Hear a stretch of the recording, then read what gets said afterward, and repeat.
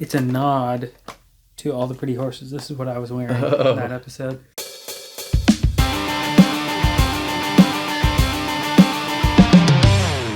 Hi, I'm Ryan. And I'm Dillon. And welcome back to Adaptation Station, the show where we review books and their movie adaptations. One of us reads the book and then watches the movie. The other one watches the movie and then reads the book.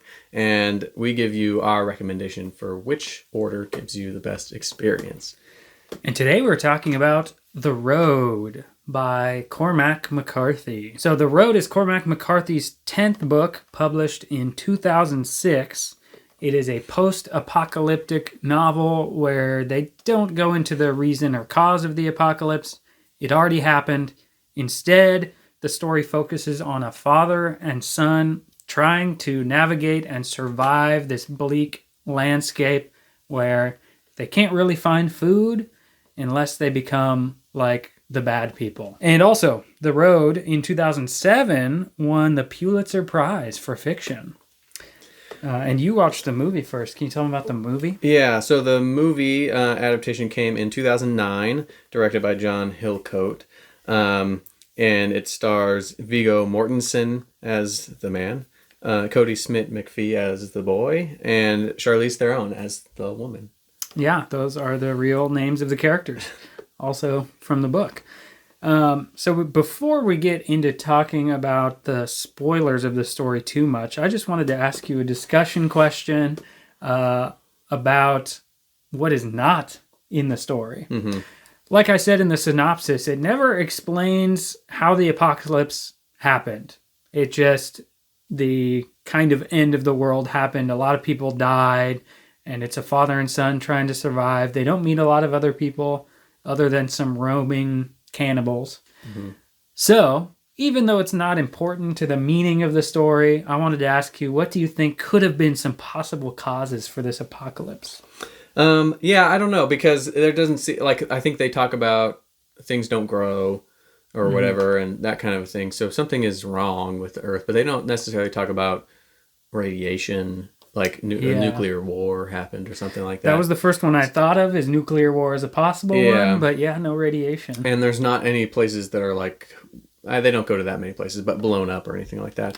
I don't know. It almost just seems like something like went bad, with the Earth. And the only thing is like some kind of climate change thing, maybe. Yeah.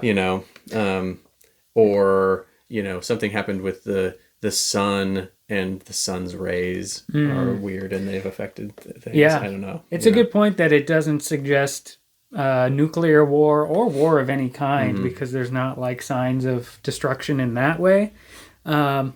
Climate type of stuff is what I was thinking as well. But it also seemed like not too gradual the way they describe it. Yeah. So I was imagining it could have been a super volcano eruption, and there's like ash in the sky. Yeah, that's a good one. Yeah. Or maybe it's a little more far-fetched to say like an asteroid hit the Earth somewhere, and that also caused that happened once before. Yeah. So one of those things. Yeah, that's good. I was like thinking. That. But like I said, that's not important to the story. It's an interesting thing about the story that he chooses not to focus on that, because there's a lot of apocalyptic or dystopian fiction, I think, that focuses on like the question of how did we get here? Yeah. How could this happen? Instead, The Road is like, okay, it happened. It's kind of like, that's not what it's about. Yeah. Right. It's like about the story that has happened. This is what it's very here and now. Yeah. So, I would say right off the bat that it's the bleakest apocalyptic or dystopian book I've read. I would say it's very bleak. Yeah, it's bleak in the story. Like, about it. Like, obviously there's bleak atmospheres of like the world of apocalypse or whatever. But yeah, this is bleak in the sense that the story does not give much hope. It paints the worst of situations that could exist for people trying to survive. Yeah, that's what I mean. Is like there's plenty of stories where the situation is bleak, but then it's like there's action, and then like a hero comes and changes something. Not like that at all. But it is still, Yeah, you said it doesn't give a lot of hope. It's kind of hopeful in its own way. Maybe more like it's wholesome. It's wholesome in the father and son relationship of it. Yeah, because you get to see it through very different points of view from the man and the son, because the father knows what it was like before. The son basically grew up in this world. He was born into it. So you're seeing it through a child's point of view. And he's always very concerned with, like, are we still the good people? Mm-hmm. Whereas the father's like, we just need to survive, thinking about that. The son is like, are we doing the right thing? Mm-hmm. And that's pretty wholesome, I would say. Starting with the book, because I read the book first. This is another one for me that was a reread. I had read it years ago, and I didn't remember it too much. It didn't stand out to me as like one of my favorite books or anything like that. But upon rereading it, I actually liked it even more. Oh. Yeah, I loved it. I feel like it's nearly perfect. Oh, wow. Because the way it's written, it's very easy to read. Mm-hmm. There's not like, overly flowery language. Of course, McCarthy's not known for that. But this one especially, I feel like there's a lot of dialogue, but like not, how do I say that? There's like short bits of dialogue where I feel like every line's important, mm-hmm. and the action only tells you a little bit of what's happening. In a way, it kind of reminds me of the Raymond Carver short stories that we read before. Yeah. Where it doesn't give you too much, but it implies a lot underneath it. Yeah, I feel like Cormac McCarthy kind of is a lot like that, in the sense that the way he writes his books, he doesn't write inner monologue. Yeah. And that gives you that gives you that feeling a lot of like it's presenting stuff that happened, but it's not overly explaining everything that's going on and giving you a lot of backstory about it. Yeah. It's one of the things that I like about Cormac McCarthy. He's one of my favorite authors, mm-hmm. Of what I've read, but it is all like that. Yeah. Yeah, it gives the reader the freedom to interpret it in their own way, but... Well, and this one is even more so like that in the sense that it doesn't give a reason for the apocalypse. It doesn't give the characters names, even. So it's even more and more generic about what it's presenting. And I think that's probably why this book stands out to a lot of people, is those specific things. The no names. It's probably a lot of people's introduction to Cormac McCarthy, because it compared to some of his other stuff that I've read, it is a little more of a simpler story, straightforward. It's easier to read. It's easier to read, so it's going to be people's introduction, and like you got it wins awards. I mean, it's one of his later books. We were looking at some things like I was looking at a New York Times top books of the 21st century, and this is in there. Yeah. And whereas I'm going to say I'm going to do an early recommendation, but ones that came out in 2022, The Passenger and Stella Maris, to me, so much better than this. So much more deep and complex. And I like that. I still haven't read those. I understand where somebody, and even All the Pretty Horses in that series, it's more complex. Like, yeah, you can look at that series as just like a couple of friends going down to Mexico and doing their things, but there's a lot of underneath stuff about what that means, about why did they leave and coming back. The last scene in that book of him riding off through the landscape, I and like that kind of stuff. Ending a lot. So there's a lot there. And then there's those kinds of themes and the message in this too. But on the top of it, it is easier to read. So I think it could be a lot of people's first introduction to Cormac McCarthy. But that's also kind of why it's not my favorite of his. That's interesting, because we both really liked Why Don't You Dance by Raymond Carver, which I'm comparing it to, because, you could say those short stories are simple too. And actually, to your point, true. Why Don't You Dance was the same way, where the characters didn't have names. Yeah, it was like the guy, the girl, the boy, stuff like that. All you're doing is seeing this one snapshot of real people is what it seems like. Yeah. That reminds me, I wrote down a list of the characters. Here's the list of the characters. The man, the boy, the girl, people, as in people stared, but no one stopped. Those people over there, when they say they're watching, and the only other people mentioned is she told everyone. So yeah, nobody has a name. Yeah. I like that in a way where, again, I was surprised. I like that. I do like that style. Yeah, the style is good. And to butt in one more time, it's something throughout my life where I've wanted to write something longer, a book or something like that. And this is something that's popped into my head. And I had not read this, not before it. I had thought about writing something where nobody has names. It's just like he said, she, whatever. She said that, that kind of a thing. So, I mean, I was like, oh, somebody else did that, and it's one of my favorite authors. So it is interesting that I could see how it's not the same in a full-length novel because Raymond Carver's stories are very short. So it makes sense to not give that detail. Here it's, I don't know how many pages, a couple hundred pages. Yeah, but I don't think it detracts from it. That's not why I don't like it as much. It's not that style. It's the overall story of it being slightly simpler than I don't get me wrong, I didn't dislike this book. It's just not my favorite of Cormac McCarthy's. Yeah, I'm just a little surprised because you're like Mr. Cormac McCarthy and like I'm getting into him more recently. So that's interesting, but also maybe to your point, I need to read some of the other ones. But let's get into the movie. I read it first and then watched the movie. So like what happens a lot for me when that happens is the movie felt rushed. Like they go through the plot points faster.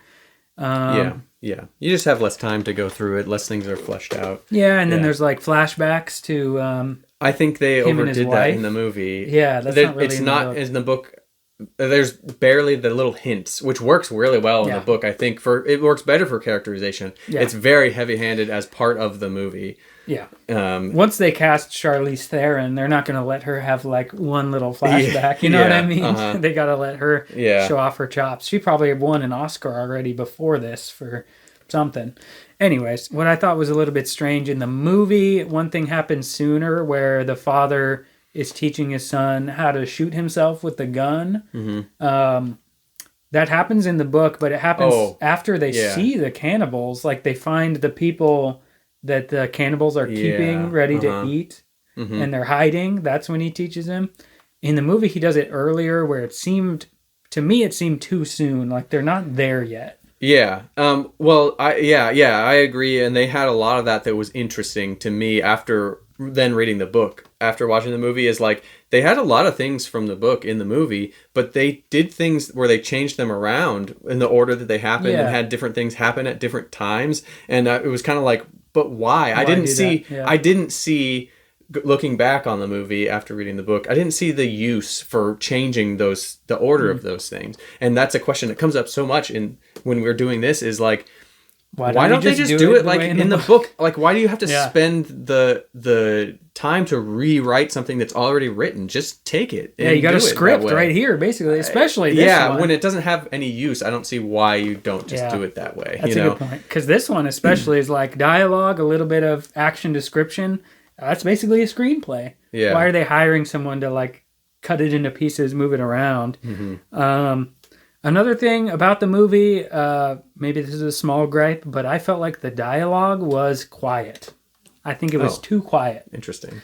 Maybe I just needed to turn my TV I don't up. know that I noticed that. Just because having read the book, like I mentioned before, I feel like every line is important because it's not like monologues and like a lot of talking. So I feel like every little exchange between the father and son is important. I want to hear every line. I want to hear every word. So I feel like they could have focused the sound on that more. There's not a lot of background noises they need to focus on, like monster noises. So that's a small thing, but I feel like the dialogue could have been mixed differently. Other than that, the movie's really close to the book, so I liked the movie a lot too. Viggo Mortensen is amazing. I need to keep him in mind when we think of like who we would recast and stuff when we play that game. Because, I mean, when we're editing, throw up a picture of Viggo Mortensen in The Road next to Viggo Mortensen in Green Book. and tell me that's the same person. When he's in something, it's like he's a totally different person. I like Viggo Mortensen. Yeah. Yeah, so he's a fantastic actor, and he transforms himself. Meanwhile, also put up a picture of Javier Bardem and Jeffrey Dean Morgan. Put them next to each other and tell me that's not the same person. Whoever played the kid, I forgot the name you just said. Cody Smith-McPhee. He was good too. Yeah, yeah. For child actors, I'm always impressed when they do good. So I really liked the movie and the book. Yeah, that's interesting. I did not like the movie as much. Really? I know, and I watched it first. I think. So with the movie, it's different watching a movie first and having it be a post-apocalyptic movie but not be described very much, because you're getting the visuals and you're kind of expecting it to be described. You don't get the slow introduction of a book where it does take longer to get into the world of a book. So you're used to it, and then you kind of realize, oh, there's not going to be that backstory. In the movie, it's kind of like, what has happened here? They do some things where they half explain something, it seems like. And then it's also kind of like, the movie is from 2009. It's, 15 years later than that. And there's been more movies since then. And especially not getting around to watching this for me until now. It's kind of like, you've seen so many that this one didn't stand out amongst the post-apocalyptic movies. And in that way, it was kind of like, I didn't know what it was trying to get at. You don't get the same thing as the style lens in the book, where things aren't described as much, because in a book, you're used to a lot of descriptions going on, and there's descriptions, but I mean, of like the people, they're not named, you don't, the effect is not as much in a movie. You could have a movie, you're seeing the people, and so it's less of an effect that they're just not named, in the movie. So I think a lot of the things that the book brought did not translate into the movie. To me, the movie seems so much more sad. Maybe it's because you're watching everything and it's condensed. It's not as drawn out. And it just like, I don't think it's a bad movie. I don't think it's a poorly made movie, but to me, it's like, it's almost like all I come away with it is just so sad, and I don't want to watch it. I mean, like, this is just such a sad movie. I don't want to watch it. And I didn't get that as much with the book, because it's drawn out a little bit. I don't know. Maybe that is such a testament to the acting in the movie, that it's so sad. Viggo Mortensen, it hits it so good, much that I don't even want to watch it. Yeah, I get that. Much. I want to say that I know I need to read more Cormac McCarthy, but also I think you need to give this one some time, get away from it. I think if you just reread the book sometime years later, you might like it more. I'd like the book fine, I think. Yeah, I didn't I was just like thinking the book. Based on that description, I thought maybe the movie made you not like it as much, but also it's possible the movie didn't. It made me like it a little bit. Yeah, but also in my experience, like I said, I read this years ago, and it was for school, which probably makes it like different experience. But I was reading a lot of books for school. This was one of them, and at the time, I didn't dislike it, but I remember thinking like, okay, there's not much to it. Like, they're trying to survive. There's some cannibals, whatever. Gotcha. Yeah. Like, who cares? Yeah. But so I was really surprised rereading it. I was like, oh, this is actually fantastic. Well, let me bring in on that about there being more depth to it.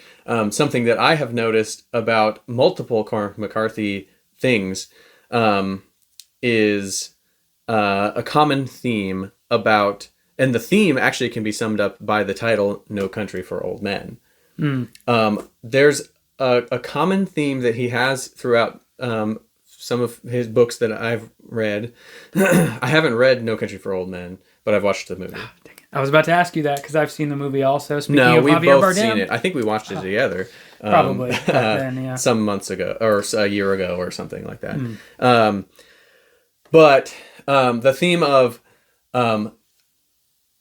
as a person gets older, the world leaves them behind in a way. They get to a point where they're kind of unable to cope with changes that happen in the world, and they just the world has to leave them behind and move on.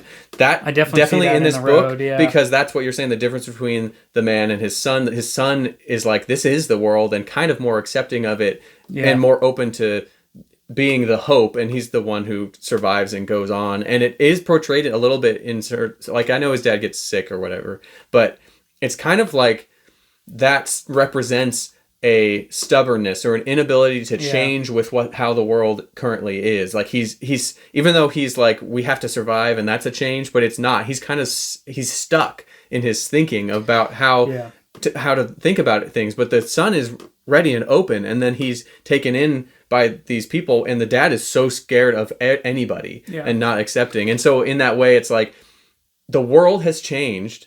Thus in society, like the world changes, and the old generations, they are unable to keep up with it, and they must just let it go and be let go, and you move on. No Country for Old Men, just the title alone in that is kind of just about an old sheriff or whatever, and the things that he's seeing now happen that could be violent, and what happens in that movie is just like he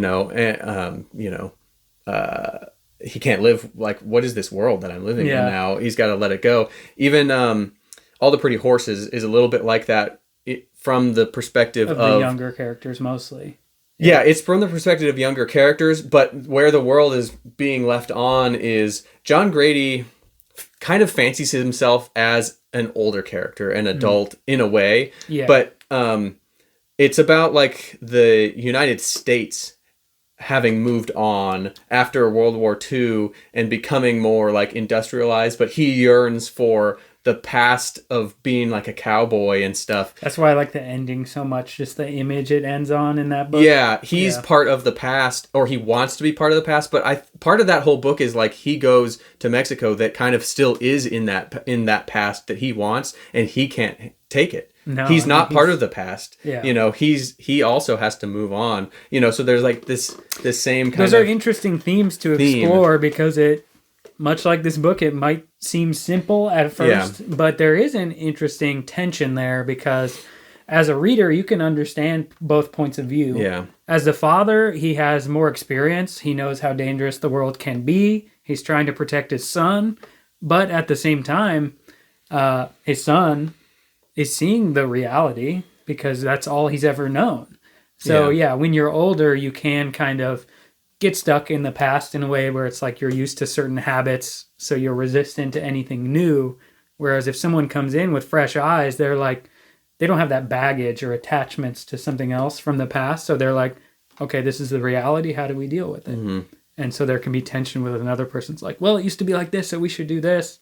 But it doesn't match the reality. It doesn't make sense. I love how it's done here. And now I want to go back and finish that trilogy, because I read All the Pretty Horses. The Border Trilogy. But before I go off and read those, are we ready to talk about our scores for these? I think we are.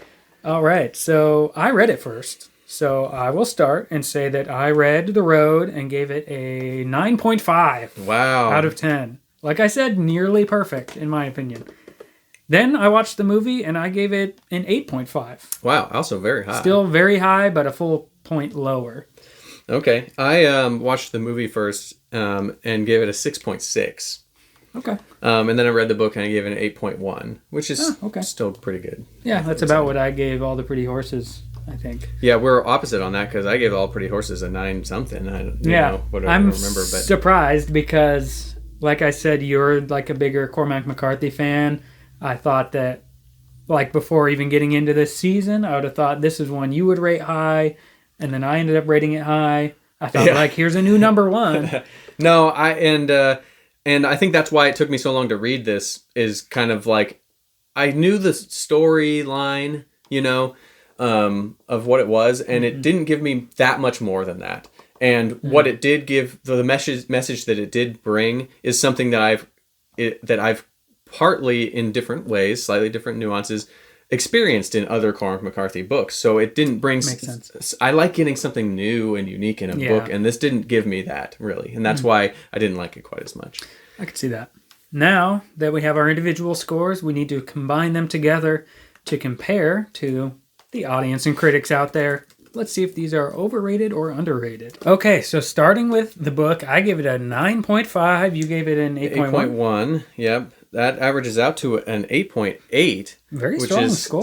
Still very good. Yeah, and over on Goodreads, it is rated a 3.99 out of 5, so about an 8 out of 10. Yeah, so we would say it's underrated. Yeah, slightly underrated.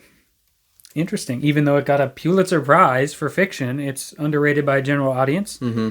As for the movie, I gave it an 8.5. I gave it a 6.6. That's an average of 7.55. I'd say that's a good score. And the critics have a 74% on Rotten Tomatoes, and the audience at a 68%, a little bit lower. So technically, we're right above the critics. Yeah, it's pretty close. We can at least say the critics are right. Properly rated by the critics, slightly underrated by the audience. Mm-hmm. And that's your score brings it up because that audience score is almost my score. I gave it a 6.6. That's interesting. And I'm higher than even the critic score. Yeah. So we could say properly rated overall, probably, for the movie. Interesting. The critics like it more. Okay. I don't know that I would have thought that necessarily, but I don't have much to justify that. Yeah, I was trying to think what that means because it seems like an easy one audiences would enjoy. It's just so sad. I think that's why people don't like it. Sad, that's my main gripe against it. The movie is that it's just so sad. And you know what? Critics love sad movies. Oscar-winning movies are always like, "What's the worst, story in terms of what happens to the characters?" Yeah. Okay, our final recommendations. I read it first, and I will say, read it first. I said that the book is nearly perfect. And I think you'll enjoy the movie more if you read the book first. I think you'll enjoy the book more if you don't watch the movie first. So read it first, but also the movie is worth a watch after that.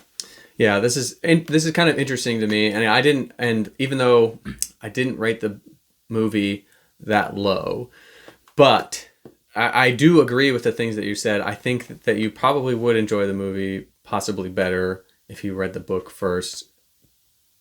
But even so, you're going to tell them to skip the movie. I'm going to tell them to skip the movie. I'm going to say only read the book because the movie's so sad. Yeah. The movie, for some reason, comes off as so much more sad. So I know some people like a sad. I guess if you like a sad movie, then watch it. But that's all it is. Sometimes you get a sad movie. It's got a little twinge of something that brings it back, and to me, this one didn't. And that's fair. It was just a tough one. So I would say read the book only. Read the book, skip the movie. Interesting. Okay. Now, let's see where the road book and movie land on our ongoing list. Well, we've done it again 3 times in a row, and the best that has ever happened. We have a tie now for number 1. Oh, wow. The road book has tied Why Don't You Dance? The two that I for compare. The number 1 spot. And we've had 3 things now get into the top 5, although Fahrenheit 451 gets just kicked right off the bottom of the top 5 because of that. This season is crazy. It's hitting it out of the park. We're changing everything. I was worried after you rated it lower than me. I was like, okay, maybe the road won't make it that high on our combined, but that's still really strong. What about the movie, though? The movie's a little bit further down, number 25, under A Case of Need, the book, and above the Under the Skin movie. Oh, okay. That's kind of smack dab in the middle, but slightly on the positive side because we have more than 50 a little bit on the positive because now we're at 56, I think. Yeah. A lot of stuff. That leads a lot of weight to our number 1 picks. Why Don't You Dance and The Road being number 1 out of 56 things, books and movies. Yeah. Amazing. Well, this season, I didn't jinx it in the last episode when I said this season is amazing because we have a new number 1. So what are we doing next month? Next month, we are doing Congo by Michael Crichton. Yeah. The same author as Sphere, which is also still in our top 5. Yeah. I'm excited for that, so stick around. As for The Road, viewer, you tell me, which is better, the book or the movie? Let us know in the comments below. Like this video, subscribe to the channel, and tell your friends to tune in too. You can click another video now. Thank you. Bye.